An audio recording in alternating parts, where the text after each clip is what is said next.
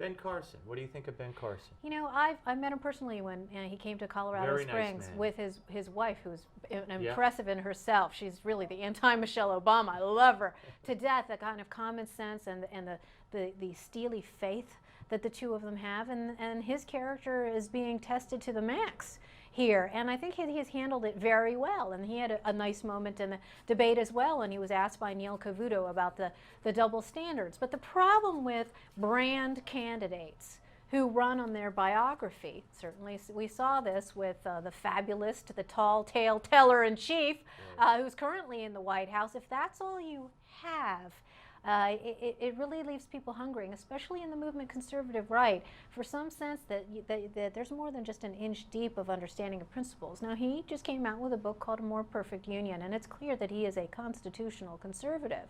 But let's take this issue of immigration. He's said very little. It's not something that he's really thought very much about, and he has criticized the H-1B guest worker racket. On the other hand, he has said some ambivalent things about where he stands on amnesty. Assess the field, though. I mean, right now, is Donald Trump going to get the nomination? Who's going to get the nomination? Well, you just can't dismiss him. A lot of people who thought his 15 minutes were going to be up hundreds and hundreds of hours ago. And I think that what that is a symptom of is just the hunger, this insatiable hunger that people have on both sides of the aisle, and certainly all of those independents that everybody is grabbing for. Just a sense of an alpha male in a sea of betas on Capitol Hill. I've certainly had my issues with Donald Trump, or rather he's had his issues with me, because I've been very vocal and critical for many years of where he has stood on an issue that's near and dear to the heart of constitutional conservatives, the abuse of eminent domain.